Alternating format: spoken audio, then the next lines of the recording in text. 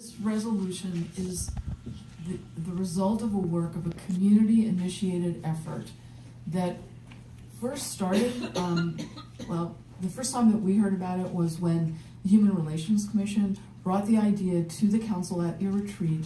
Mary Young talked about it, and the council suggested that we move forward. But then HRC and the community really grabbed onto it. They took it forward. They worked really hard over the last couple of months to put the resolution together, to understand the different interests that were involved. And they're the ones that are going to be making essentially the presentation tonight. The thing that I'm to talk to you about is the fact that in your packet there were two different versions, options for the resolution. Option A, attachment A, was the recommendation of the Citizens Committee, for which we thank them so much for their work. Option D, it's attachment D because there are other documents in between. Attachment D has a slight recommendation that's different. It's recommended by staff, and the reason that we recommended it is, and it relates to the naming of Settlers Park.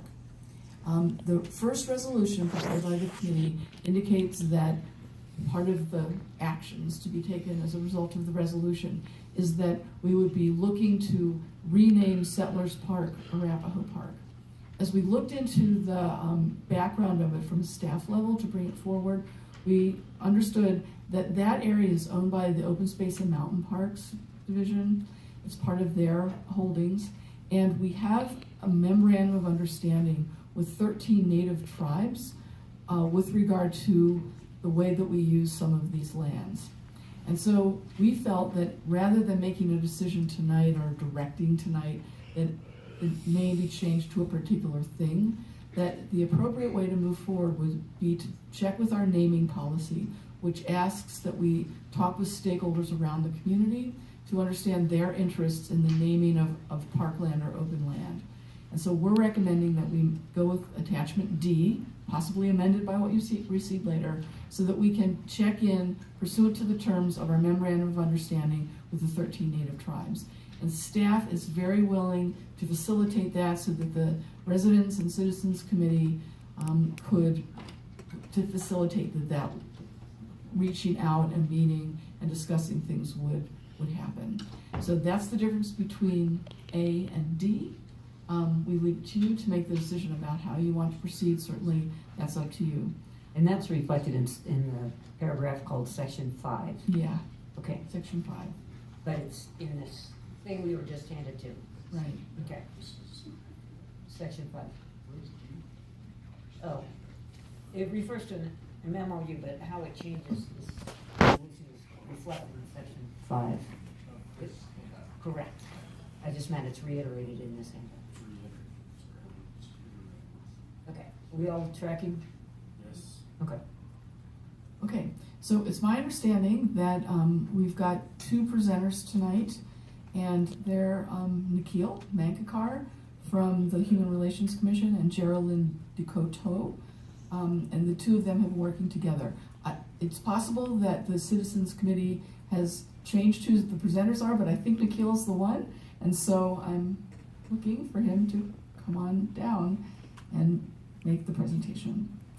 And because this is a community committee, we're asking that they be given a total of 5 minutes to make their presentation, as opposed to, and then other people will follow, right, who've signed up, but that they be sort of like staff and be given extra time to make their presentation.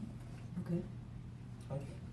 Thank you. It'll be both me and Jill and Dakota presenting tonight. So to begin, I just want to say good evening, Council. I'm really happy to be presenting to you on behalf of the committee that helped draft the Indigenous Peoples Day resolution that you see tonight. A little bit of background.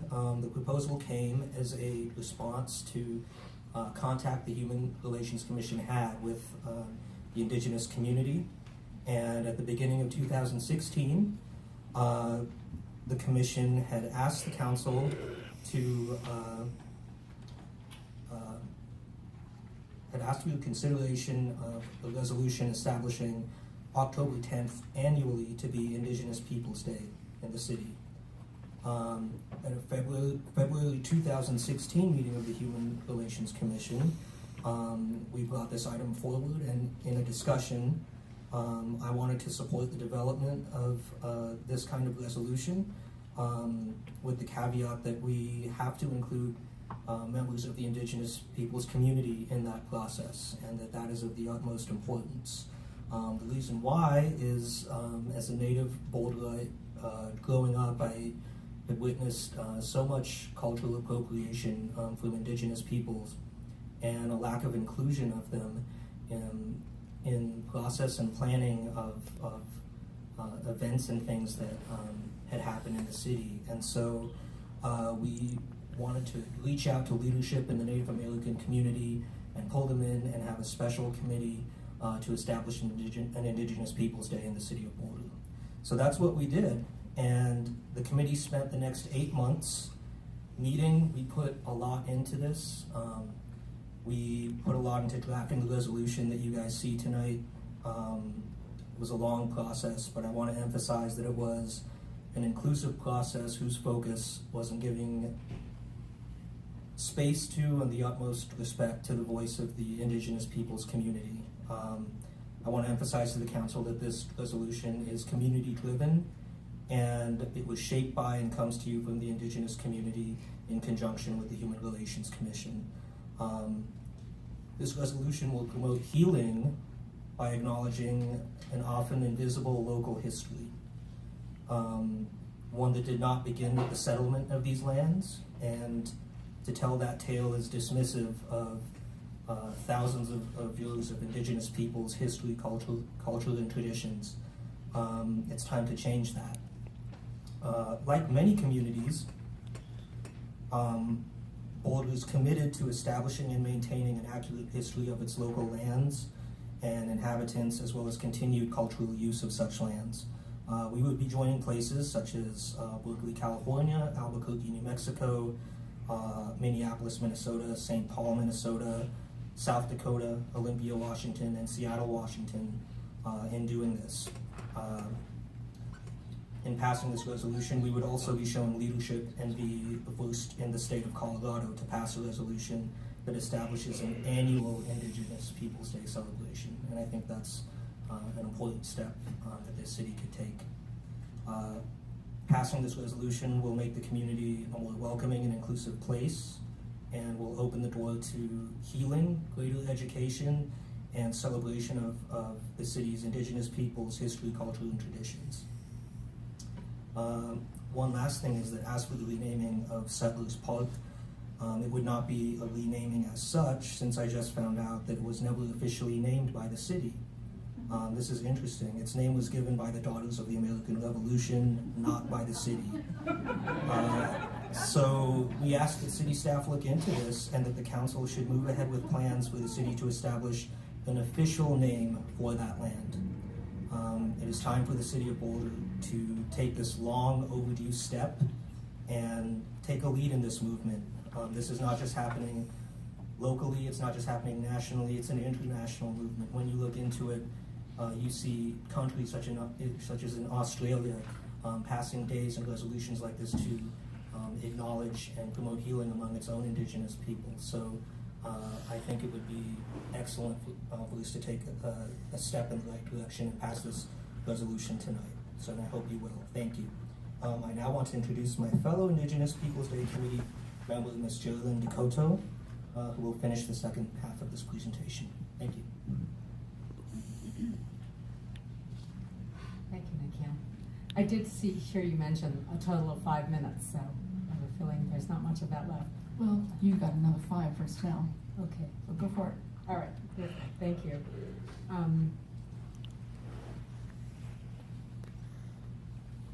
So I'm pleased to be able to speak on behalf of the committee that's worked on this resolution to establish Indigenous Day. I'm Geraldine Dakota. I've lived in Boulder for 22 years before moving to El Dorado Springs, where I've lived since 2007. I'm a member of the Turtle Mountain Band of Chippewa Indians. My reservation is in North Dakota, where my 2 grown daughters and 8 grandchildren live. I do practice Indian law, and I work as a staff attorney at the Native American Rights Fund and also as the director of the Indian Law Clinic at the University of Colorado Law School. I want to say thank you to all those who brought us to this point, but also to recognize those folks in the audience who are here to support this resolution. And some of them are in blue, but I would like all of them to raise their hands if they would. Thank you so much. So I'm here to talk about why this resolution is so important to the city of Boulder. I'd like to begin by acknowledging, with humility, that the land where we sit and stand today is the homeland of the Arapaho people. Chief Left Hand was the leader of the last Southern Arapaho band to spend their winters in the Boulder Valley. Many Southern Arapaho people were massacred by the U.S. cavalry at Sand Creek in 1864. The survivors were forced to move out of Colorado to Oklahoma and Wyoming, where most Arapaho people live today. Native people of many indigenous nations live in Colorado today. So what we hope to accomplish with this resolution is a couple things. One, to make Native Americans visible in our communities and to tell their story, our story, the story that hasn't been told. This history is not taught in schools. Non-Indians mostly don't know it, and too often Native Americans don't know our own story either. We also would like to have recognition for the many contributions that Native Americans have made to American culture and the role that they've played in shaping our history, and to have that reflected in our community. The resolution is more than a counter celebration to Columbus Day, which of course we don't celebrate necessarily Columbus Day. It's about more than promoting Native American culture and more than commemorating the history of Native American people. The resolution starts to lay a path forward. It is a beginning, a call to action, to honor what we have resolved and to implement our intent. For just a moment, I want to focus on a whereas clause. It's the 10th one down, or the second from the bottom of the whereas list. And it says, whereas Boulder has benefited directly from Indian removal policies that violated rights, broke government treaties, and forced Arapaho people from their homeland. The obvious benefits included the land and other resources, but many other benefits have been lost, and more are at risk. To help illustrate this, I want to share a quote. One horrible day, 1,600 years ago, the wisdom of many centuries went up in flames. The great library in Alexandria burned down, a catastrophe at the time and a symbol for all ages of the vulnerability of human knowledge. The tragedy forced scholars to grope to reconstruct a grand literature and science that once lay neatly cataloged in scrolls.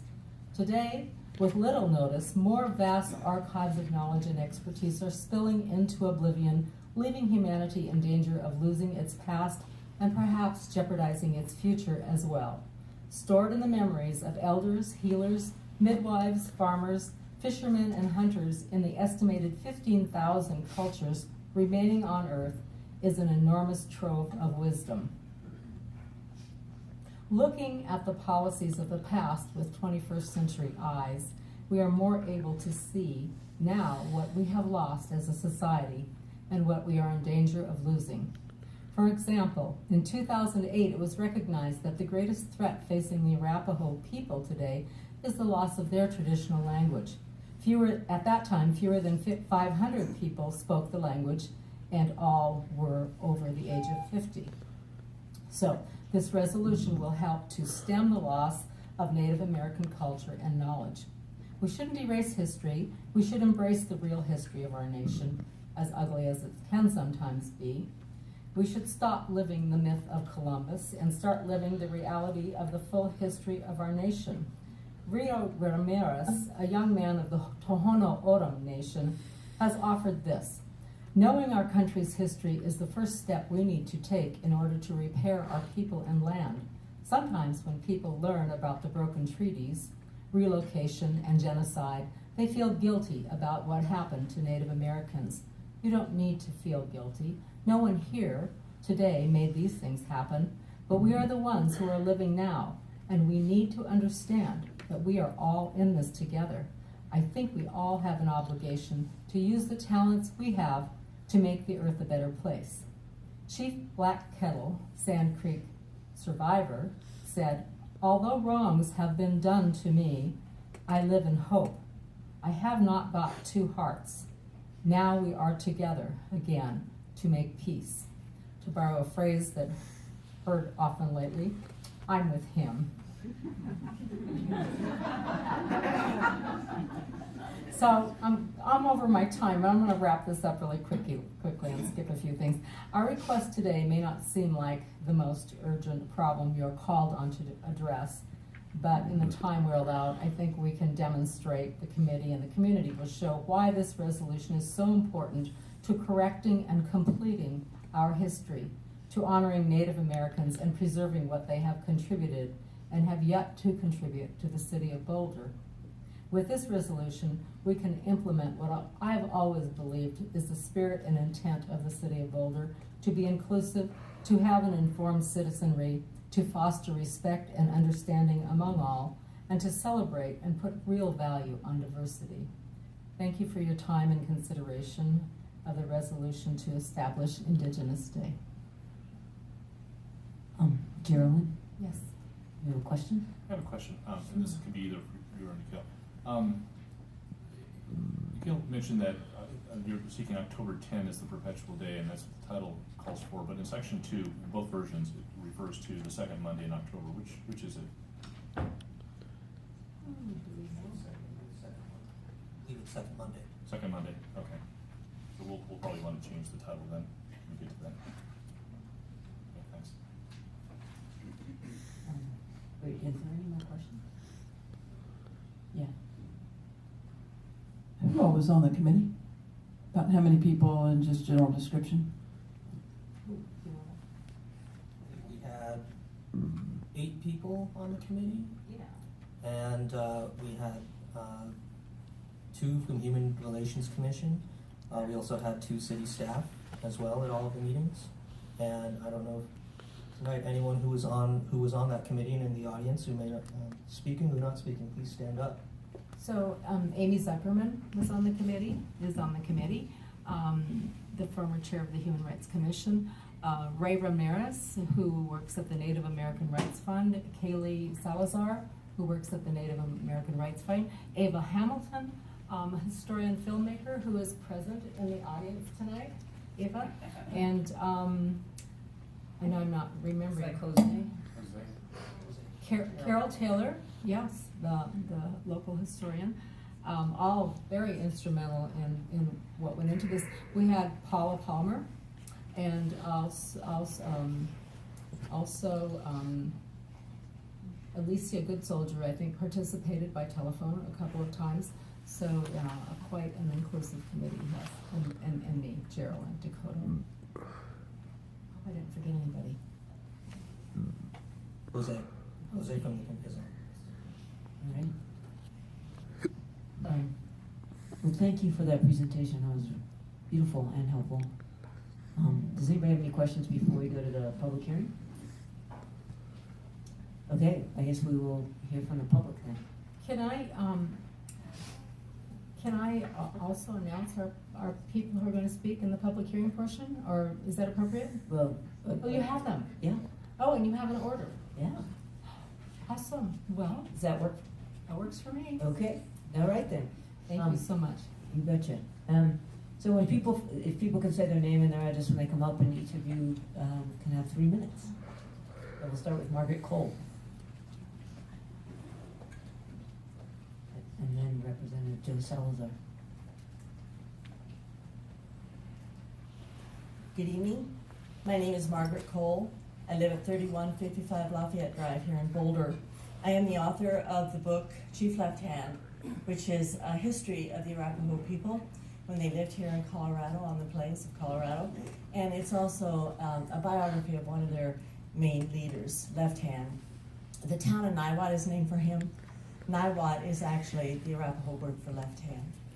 So first of all, I want to say I couldn't support more what has just been said about having an Indigenous Peoples Day here in Boulder.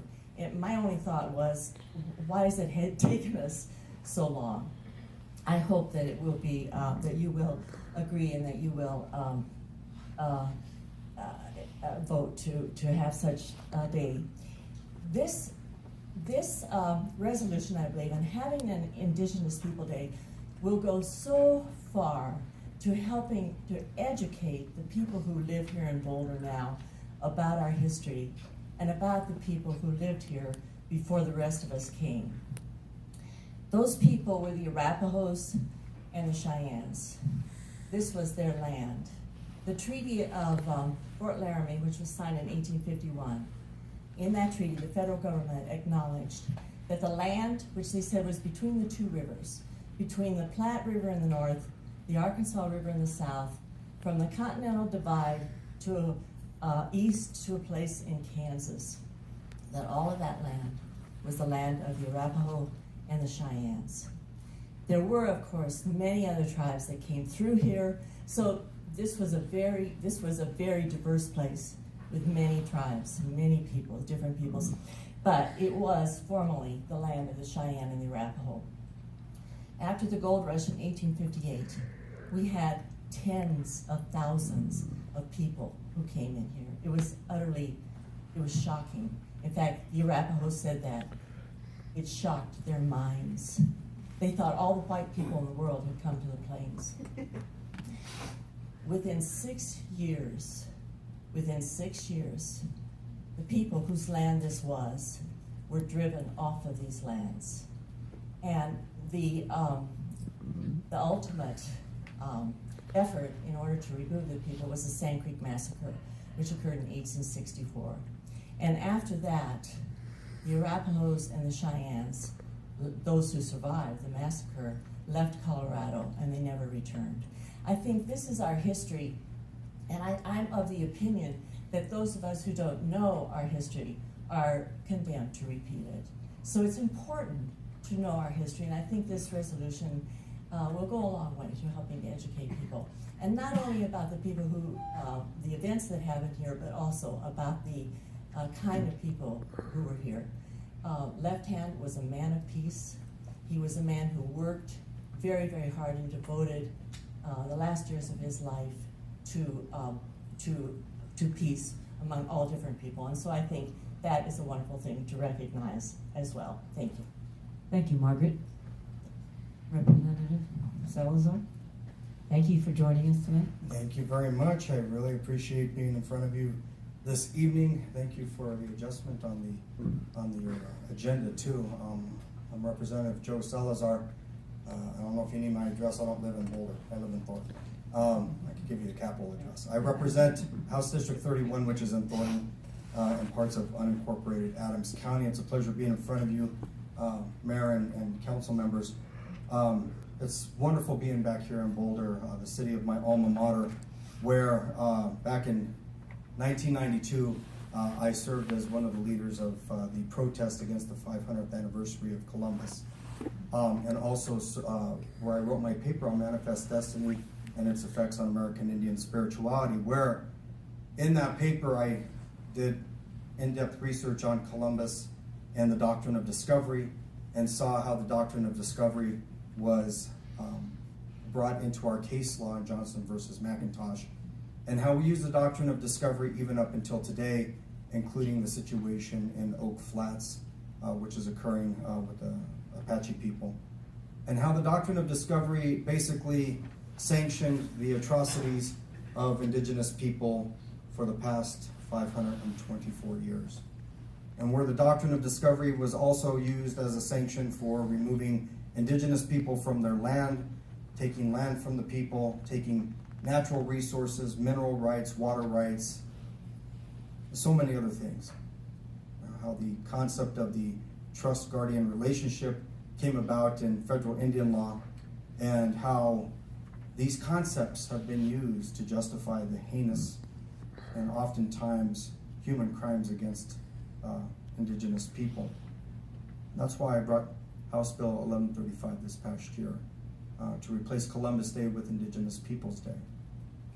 I am actually the author of that bill. We have our bill drafters, but I drafted that bill with some experts reviewing my work. And it was through that I reaffirmed my commitment to changing Columbus Day and to honoring Indigenous people. And it wasn't just the fact that we don't want to celebrate in our state statute a man who engaged in genocide and who actually oversaw it with his soldiers. We wouldn't do that for any person who is engaged in such crimes against humanity. But I also brought the bill too for one other purpose, and that purpose was the fact that Indigenous people, despite the horror, the half a millennium of atrocities that have been perpetrated upon them, that we exist today. We've existed despite all the obstacles being placed in front of us. We exist despite the fact that there are people who still think that Indigenous people should just assimilate and go the way of the dodo bird and some other dinosaurs. Indigenous people still exist today, despite the fact that we still have policies that are slated against Indigenous people. I'm asking you, as I close, I'm asking you, in this city here, in this place where I went to school, where I found an awful lot of enlightenment through education, I'm asking you to be enlightened too. I'm asking you to be enlightened and pass this resolution so that Indigenous people and those who are non-Indigenous can honor what has happened in this country, both the negative and the positive. I really appreciate you, and I'm here to answer any questions if you have any. I am a legislator, by the way, so I can talk for a very long time. Unlike us. There's a lot of that going around. I think we're good. We really, really appreciate you coming to participate in these proceedings. Thank you, appreciate it.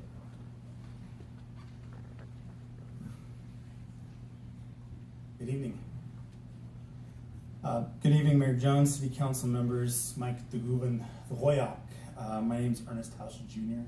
I'm a member of the Ute Mountain Ute tribe from the southwestern part of our state, over the mountains.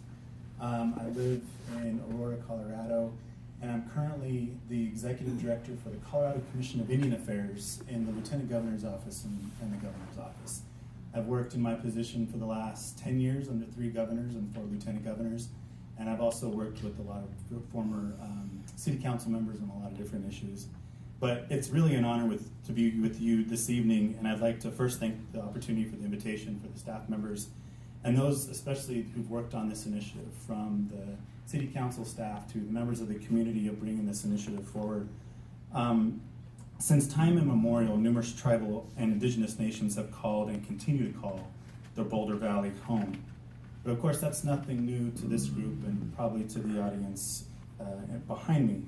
From the Arapaho to the Cheyenne, to Kiowa to the Utes, this area has and continues to be sacred to many tribal and non-tribal generations, and still many generations to come.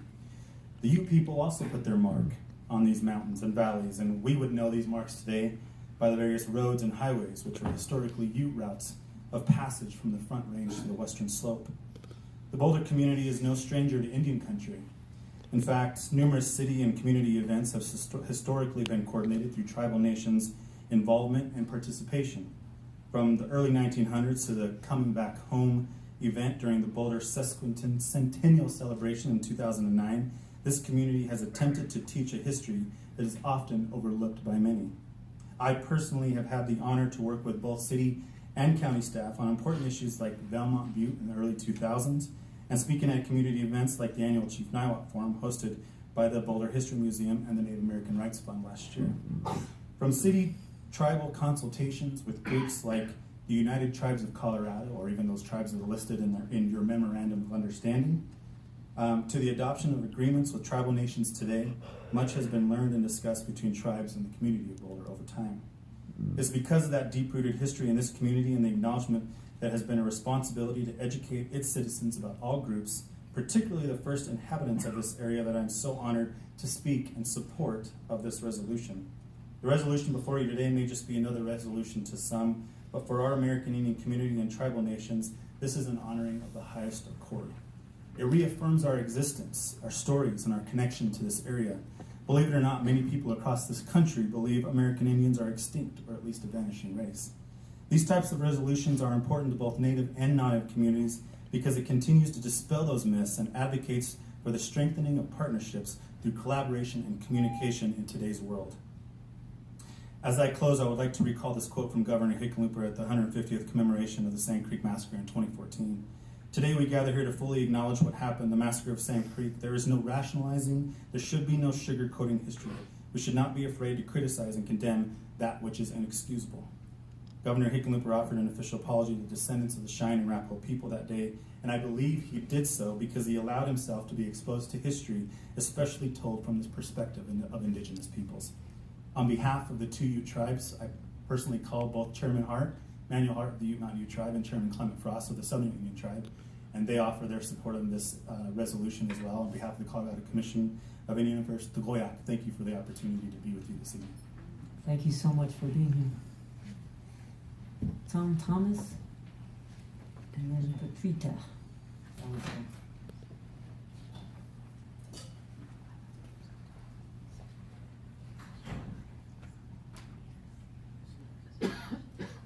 Good evening, and thanks very much for the chance to speak before you tonight. My name is Tom Thomas. I'm a resident of Denver, and I'm an instructor of history at the University of Colorado in Boulder. The events that occurred in Boulder described in this resolution were part of a significant and painful chapter of Colorado and United States history.